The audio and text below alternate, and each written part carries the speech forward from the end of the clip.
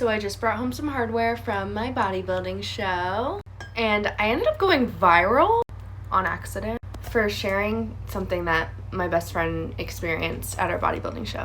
And I think the reason I went viral is very interesting, and I think the whole situation's very interesting. So I'm going to talk about this. My best friend posted her video media that we bought from our bodybuilding show. Every athlete posted, especially because it's Jim John, and he is the most talented guy in the game when it comes to getting media from your shows. And she went absolutely viral for all the wrong reasons. We have comments calling her a whale, a pig, fat, obese, saying she's disrespecting the sport, yada yada yada, pregnant, etc. I mean, it was disgusting. The thing is, it wasn't just random people saying this to her. I mean, it was a lot of nameless, faceless accounts, but it was also IFBB pros, pro bodybuilders, and like just other amateur bodybuilders too. Here's my thing. It's one thing to comment and be like, hey, like, just a little critique. I'm sure you already heard this from the judges or your coach, but like, lean out a little bit next time. That's one thing. But these IFBB pros were straight name calling, being awful to her. And I find it really interesting because she had a critique she knew she was going to get. I had a critique I knew I was going to get. I knew that my main critique was going to be, I need more size. I need to build my shoulders up more. I just need more size overall. She knew that her critique was going to be leaning out more. Now, when I posted my videos, it's pretty obvious, if you're a bodybuilder, that I need a little more size. Nobody commented that though. And I find that really interesting because everybody felt like they could comment on her leanness and her weight. And so when people are saying, well, I'm just pointing out the obvious, it's just like, this is just the standard. Like, if you were really going by the standard, you would have commented on my size and how my muscles weren't as big as they should be.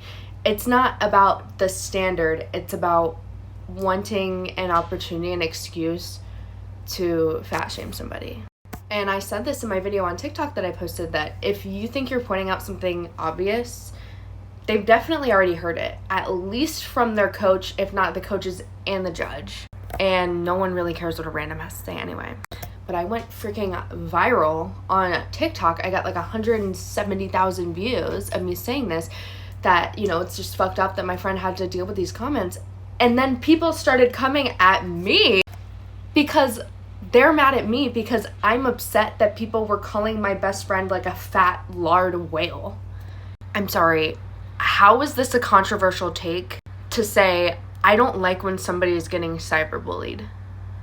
And how is it a controversial take to say that bodybuilding pros and IFBB pros in particular need to represent their sport better, because now every amateur that's reading that in the comments is going to be discouraged from trying this sport? It's a sport of self-improvement.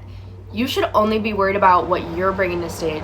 I've been on stage next to girls who weren't as lean as me, and I didn't care. I did not think twice about it. I'm worried about what I look like on there. And that's like the whole point in the game. And so, I don't know, I just found it really interesting. And then it did cause some IFBB pros and some bodybuilding pros to come to her defense and say, like, we need to be better, we need to be nicer. And I really, really appreciated seeing that. And it kind of showed me like, holy shit, this has kind of reached a large scale. But I was just like, I can't sleep at night knowing that these people just think it's okay to be that mean online. Like, what can I do about it? What can I do about it? So I went through the comments on her video, and every person who was an athlete of some sorts that commented something mean or rude and also had a partnership with a brand or a sponsorship, I screenshotted all of it and sent them to all of their partnerships and brands. Which I got a response from most of the brands.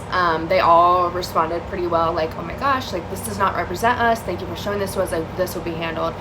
So I did appreciate that. There were a few that haven't responded to me, but I kind of felt bad at first. I was like, am I being like evil? But then I'm like, well, it's their comment. I'm just showing their brand how they're representing their brand. Like, just like how the IFBB pros who are calling her fat are representing the IFBB pros. In this whole mess though, she hit 10K on Instagram, which is amazing, and I gained like 400 followers just for saying that being cyberbullied is wrong. And I did gain a lot of haters too for saying that cyberbullying is wrong. I didn't realize how far from reality we had strayed, but apparently that is a woke, controversial take to say that. All in all, I just really think that like we're so far gone if we're actually arguing about cyberbullying, and it really shows what's normalized if you get upset and defensive when somebody says, hey, cyberbullying is wrong. It's very interesting. I mean, people were bringing up her dead grandpa in her comment section, and people are still arguing with me saying that it's okay to do that. It's so insane.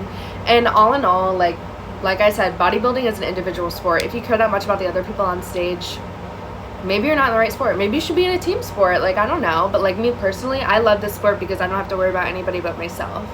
That's the beauty of bodybuilding. And yeah, if you don't get that, maybe you're doing the wrong thing. So everybody be nice. Follow me on TikTok, Dumbbell Mel. 2 L's at the end.